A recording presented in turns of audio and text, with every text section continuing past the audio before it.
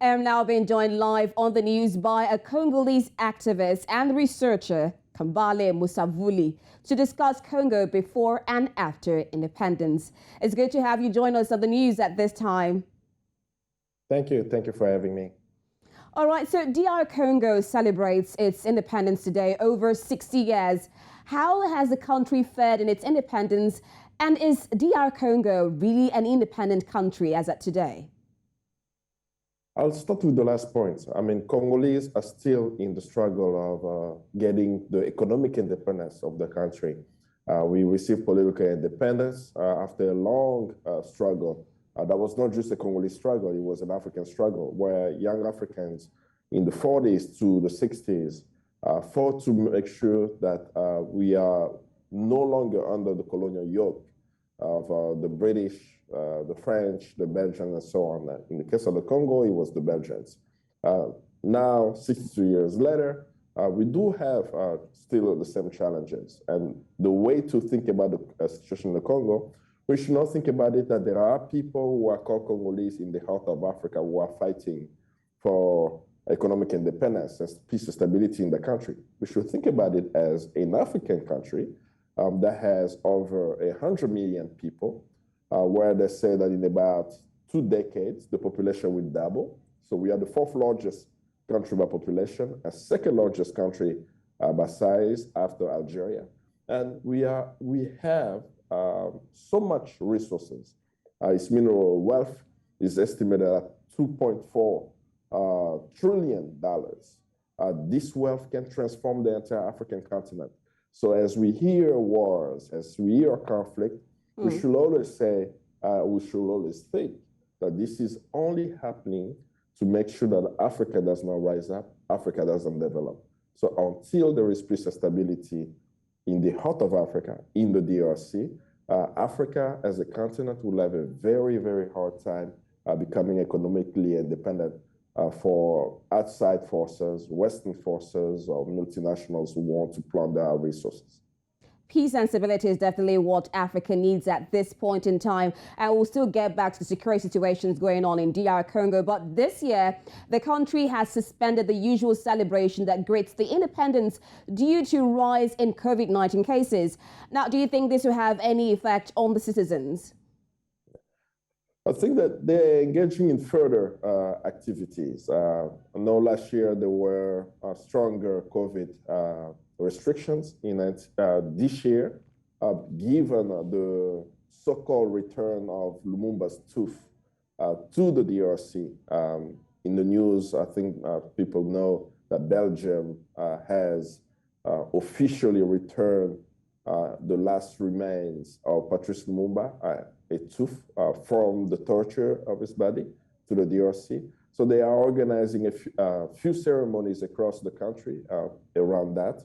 Earlier this morning, there was a ceremony at the mausoleum that's been built to bury Lumumba. And people are asking further questions. So the way this year is being much more looked at is 62 years after Congo got independence, 61 years after the assassination of Patrice Lumumba, we are receiving the last remains of our first democratically elected Prime Minister, Patrice Lumumba.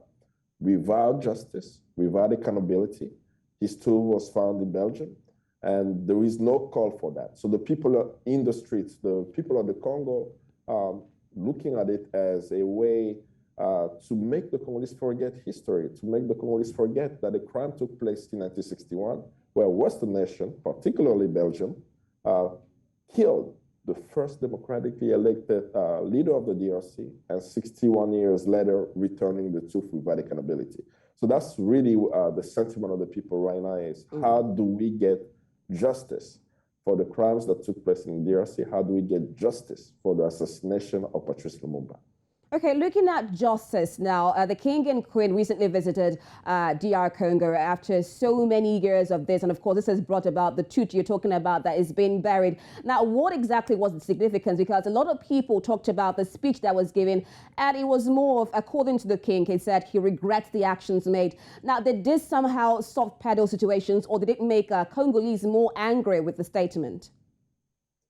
I mean, let's look at the situation a bit sober.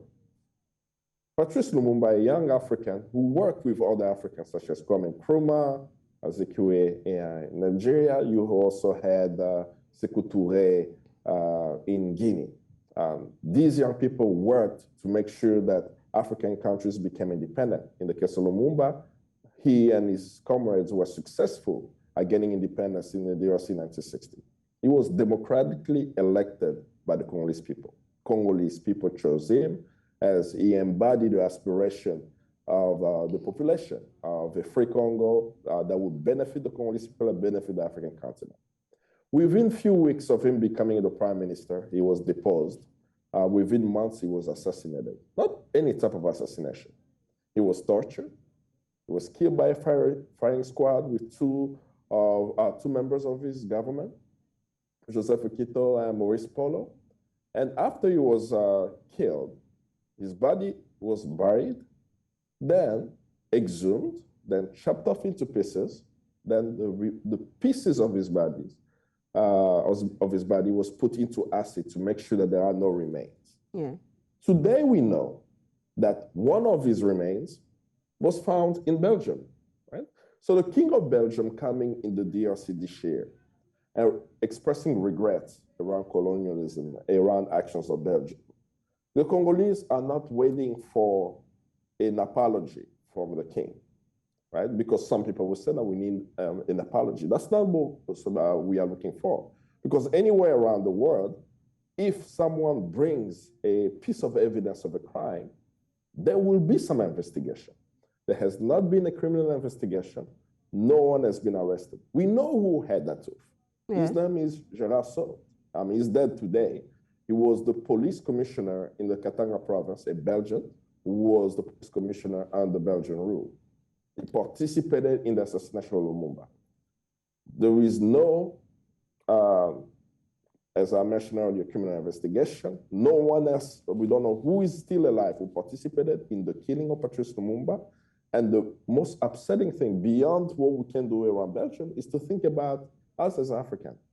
There has yet been a statement by the African Union itself around this, that today, 61 years, we know that the leader of a country, part of the African Union, was assassinated by a Western power, by Belgium, where Belgium has an evidence of that crime. So that's actually what's upsetting about King Philip of Belgium and him sharing regrets. Congolese do not need regrets. Congolese do not need apologies. They need justice. What does justice look like? There needs to be a criminal investigation. Okay. People must be arrested if they're still alive. Definitely. There needs to be some type of reparation to the Congolese people for those crimes. Justice really needs to be done. Now, still looking at D.R Congo after so many years.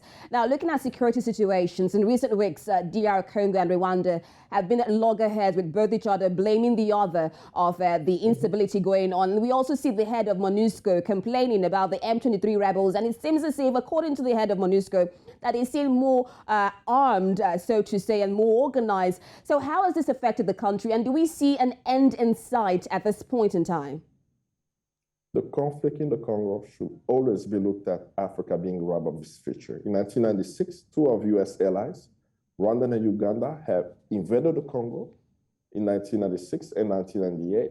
And from 2002, as we signed the peace accord, Rwanda and Uganda have been supporting proxy rebel militias in the DRC. But why are they there?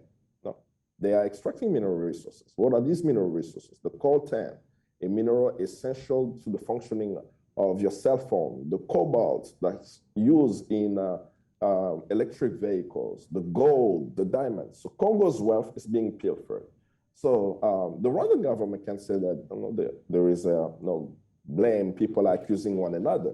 I'll go further to just look at something very important. The United Nations itself has a group called the UN Group of Experts, which every year publish reports around the situation in the Congo. And just this past June, they published evidence of Rwanda, not just allegation, not just blame, satellite imagery, drone images of Rwandan soldiers on Congolese soil with rebels in DRC.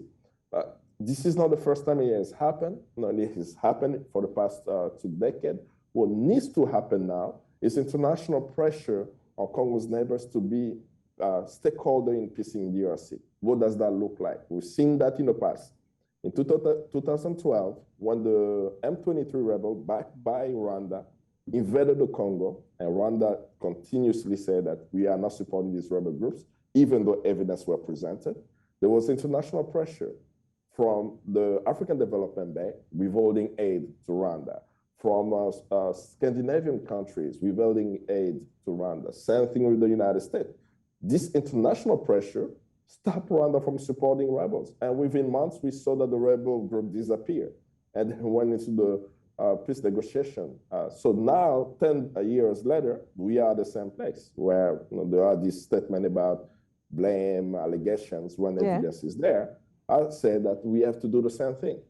We know what works. Aggressive diplomacy works. And in the context of 2022, where we have seen what aggressive diplomacy looks like for Ukraine, we should ask ourselves, why isn't there aggressive diplomacy? At the research center, we are clear that the destabilization of the DRC allows for Congo's mineral resources to be pilfered at a cheap price, to be able to find its way to black markets, while Congolese people are displaced and killed from, displaced from the land and killed, resources continue to be exploited.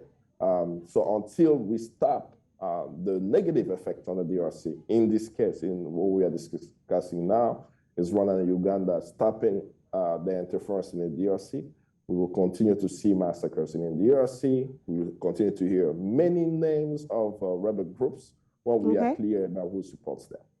All right, Kambale, aggressive diplomacy, justice for the lives that were killed during the fight and the struggle for independence. Thank you so much for joining us on News Now and, of course, explaining more on the situations going on in D.R Congo. Thank you always.